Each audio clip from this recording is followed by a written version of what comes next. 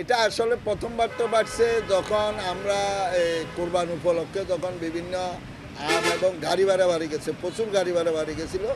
একদিকে গরু, একদিকে আমাদের কাঁচামাল আম এই সবজি দিয়ে নিয়ে প্রচুর ভাড়া বাড়ি গেছিলো। এক গাড়িতে 20-25 হাজার টাকা বাড়ি গেছিলো।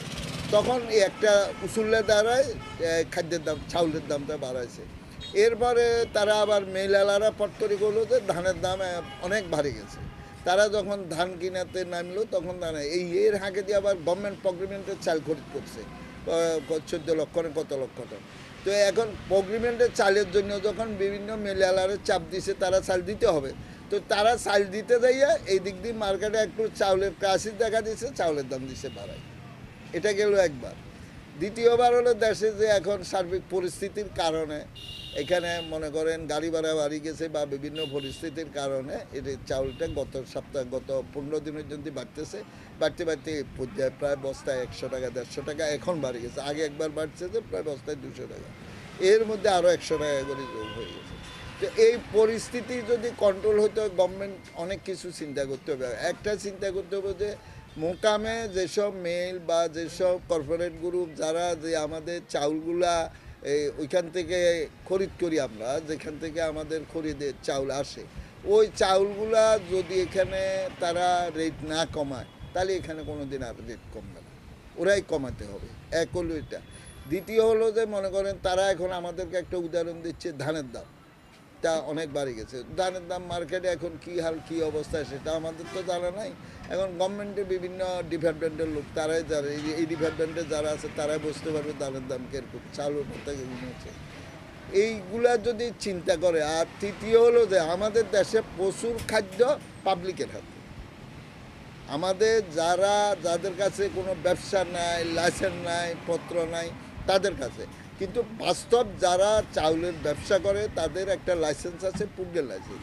এই পুডগেট লাইসেন্সে যারা হোলসেল ব্যবসায়ী তারা 6000 বস্তা রাখতে পারে, আর যারা রিটেল ব্যবসায়ী তারা 150 বস্তা রাখতে পারে।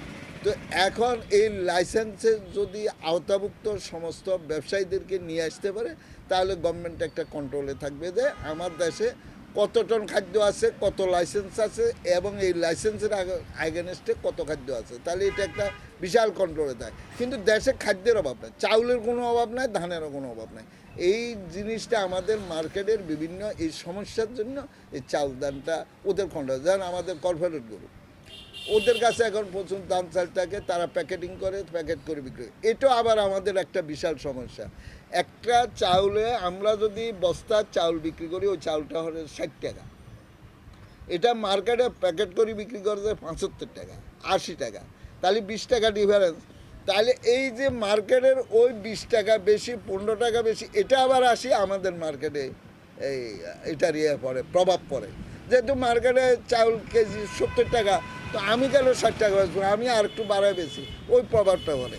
তো ওই জিনিসটা একটু গভর্নমেন্ট খেয়াল রাখতে হবে যে যেটা মার্কেটে মনে হয় অতিরিক্ত রং মাখি বিভিন্ন বস্তাতে বিভিন্ন রকমের করি যে অ্যাডভার্টাইজ করি যদি ওই চাউল বিক্রি করে, তাহলে এটা তো খাদ্য কাঁচামাল, এটা নিয়ে এত রাজনীতি করবে আর এত করার তো প্রয়োজন না। এটা হচ্ছে খাদ্য। আমরা আগে বস্তাতে চাল বেচি, এখনও বেচতেছি।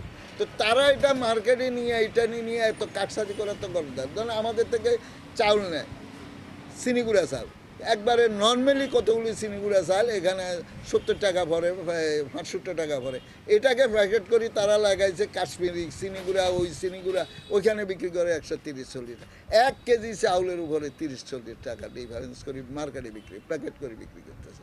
তো এগুলো আমাদের বিভিন্ন ভোক্তা অধিকারী সংস্থার লোক আছে, তারা একটু যদি এগুলো নিয়ে চিন্তা করে, এগুলো নিয়ে একটু মার্কেটে মনিটরিং করে, অবশ্যই সব কিছু কন্ট্রোলে আসা যাবে।